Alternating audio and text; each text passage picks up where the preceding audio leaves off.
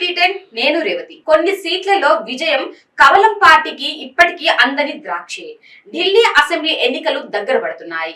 ఆప్, Congress, BJP సహా పలు పార్టీలు తమ ప్రచారాలను కొనసాగిస్తున్నాయి. ఢిల్లీ పీఠాన్ని దక్కించుకోవటమే లక్ష్యంగా ఆరోపణలు, ప్రత్యారోపణలు, ప్రచారాలు, హామీలు, మేనిఫెస్టోలు, సభల సమావేశాలతో ముందుకెళ్తున్నాయి. ఢిల్లీలో హ్యాట్రిక్ ప్రభుత్వాన్ని ఏర్పాటు చేసిన ఆప్ మరొకసారి పాలనా పగ్గాలు చేపట్టేందుకు ప్రయత్నాలు చేస్తున్నది. కాంగ్రెస్, బీజేపీలు కూడా ఎన్నికల్లో విజయం సాధించి అధికారాన్ని దక్కించుకునేందుకు ప్రణాళికలు రచిస్తున్నాయి.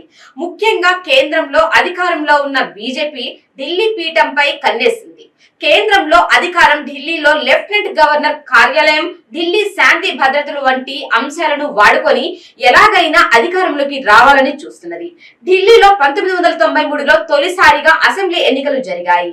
ఆ ఎన్నికల్లో బీజేపీ విజయం సాధించింది. ముఖ్యమంత్రి పీఠాన్ని దక్కించుకొని ఇక్కడ 5 ఏళ్ల పాటు ప్రభుత్వాన్ని నడిపించింది. ఆ సమయంలో ముగ్గురిని ముఖ్యమంత్రులుగా మార్చింది. ఢిల్లీలో ముఖ్యమంత్రి పీఠాన్ని చేజెక్కించుకోవడం బీజేపీ అదే మొదటి చివరిసారి. ఆ తర్వాత 2013 అసెంబ్లీ ఎన్నికల్లో మిగతా పార్టీల కంటే అత్యధికంగా 31 స్థానాలు దక్కించుకున్న అప్పటి రాజకీయ సమీకరణాలలో భాగంగా అవినీతి అంతమే లక్ష్యంగా రాజకీయాల్లో కొత్తగా అడుగుపెట్టిన ఆప్నకు సీఎం పీఠం దక్కింది.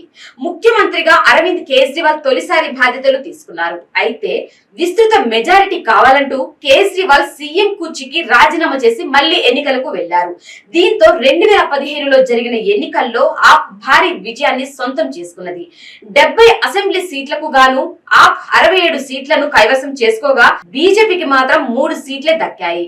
2020 అసెంబ్లీ ఎన్నికల్లోనూ 68 సీట్లతో కేజ్రీవాల్ ముఖ్యమంత్రి పీఠాన్ని నిలుపుకున్నారు. కాషాయ పార్టీ 8 స్థానాలను దక్కించుకున్నది. ఢిల్లీ అసెంబ్లీకి 1993 నుంచి 2020 వరకు మొత్తం 7 సార్లు ఎన్నికలు జరిగాయి. ఇందులో ఆప్, కాంగ్రెస్ లు 3 సార్లు చొప్పున సీఎం పీఠాన్ని దక్కించుకున్నాయి. బీజేపీ మాత్రం ఒక్కసారి మాత్రమే ముఖ్యమంత్రి కుర్చీని దక్కించుకున్నది. ఢిల్లీ ప్రజలు బీజేపీని దూరం పెట్టి దాదాపు 2 దశాబ్దాలకు పైనే కావస్తున్నది. ఢిల్లీలో జరిగే ప్రతి అసెంబ్లీ ఎన్నికల్లోనూ కొన్ని సీట్లు మాత్రం బీజేపీకి దక్కటం లేవు. 1993 నుంచి 9 సీట్లు, 1993 నుంచి 9 సీట్లు, 2008 నుంచి 12 స్థానాలను ఆ పార్టీ దక్కించుకోవడంలో విఫలమవుతున్నది. ఈ 12 సీట్లలో మాటియా మహల్, బల్లిమారన్, అంబేద్కర్ నగర్, సీలంపూర్, ఓఖ్లా, సుల్తాన్పూర్ మజ్రా, మంగోల్పురి, జంగ్పూరా, డియోలీలు ఉన్నాయి. సుల్తాన్పూర్ మాజ్రా, అంబేద్కర్ నగర్, డియోలి, మంగోల్పురి, కోండ్లీలు ఎస్సీ రిజర్వ్ స్థానాలు. పార్లమెంట్ శీతాకాల సమావేశాల్లో భారత రాజ్యాంగ నిర్మాత డాక్టర్ బిఆర్ అంబేద్కర్ పై కేంద్ర హోంమంత్రి అమిత్ షా చేసిన వ్యాఖ్యలు తీవ్ర దుమారాన్ని రేపటంతో ఇక్కడి రిజర్వేషన్లలో విజయంపై ఢిల్లీ బీజేపీ నేతలు ఆందోళన వ్యక్తం చేస్తున్నారు. ఇప్పటికే అమిత్ షా చేసిన వ్యాఖ్యలను ఆప్, కాంగ్రెస్ నేతలు ఎన్నికల ప్రచారాల్లో ఆయుధంగా మలుచుకుంటున్నాయి. దీంతో ఢిల్లీలోని ఇతర ఎస్సీ రిజర్వ్డ్ సీట్లలోనూ కాషాయ పార్టీకి తీవ్ర నష్టం కలగక మానదని రాజకీయ విశ్లేషకులు అంటున్నారు. ఇక మిగిలిన 7 నియోజకవర్గాలలో ముస్లిం జనాభా గణనీయమైన సంఖ్యలో ఉన్నది. హిందుత్వ సిద్ధాంతంతో వెళ్లే బీజేపీకి ఈ స్థానాలు కూడా గెలవడం చాలా కష్టమని చెబుతున్నారు. పార్టీ 30కి పైగా అసెంబ్లీ స్థానాల్లో దూకుడుగా ప్రచారం నిర్వహిస్తున్నది. వాటిలో 12 రిజర్వ్డ్ సీట్లు ఉన్నాయి. ఇందులో కొన్నింటిని బీజేపీ ఎప్పుడు గెలవలేదు అని ఢిల్లీ బీజేపీ ఎస్సీ మోర్చా అధ్యక్షుడు మోహన్ లాల్ గిహారా అన్నారు. 2008లో ఉనికిలోకి వచ్చిన న్యూఢిల్లీ స్థానాన్నైతే బీజేపీ ఇప్పటికీ దక్కించుకోలేదు. ఢిల్లీలోని మురికివాడల్లో నివసించే వారి ఓట్లు ఈ ఎన్నికల్లో కీలకంగా మారాయి. వీరి సంఖ్య దాదాపు 20 లక్షలు ఉంటుందని అంచనా.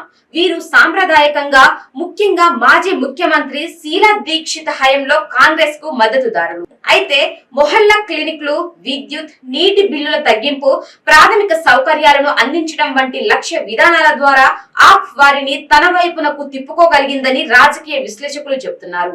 అయితే మురికివాడల్లో నివసించే ప్రజల మద్దతు పొందడంపై బీజేపీ కూడా దృష్టి సారించి పలు కార్యక్రమాలను సాగిస్తున్నదని ఆ పార్టీ నాయకులు చెబుతున్నారు. పార్లమెంటు ఎన్నికల్లో ఢిల్లీలోని సీఎం సీట్లను దక్కించుకుంటున్న బీజేపీ అసెంబ్లీ ఎన్నికల్లో మాత్రం చతికిల పడిపోతున్నదని రాజకీయ విశ్లేషకులు గుర్తు చేస్తున్నారు. ఎన్నికల సంఘం విడుదల చేసిన షెడ్యూల్ ప్రకారం ఫిబ్రవరి 5న ఢిల్లీ అసెంబ్లీ ఎన్నికలు జరగనున్నాయి. అదే నెల 8 తుది ఫలితాలు వెలువడనున్నాయి. దీనిపై మీ కామెంట్ తెలియజేయండి. ఇది వాళ్ళ న్యూస్ చూస్తూనే ఉండండి టీ10.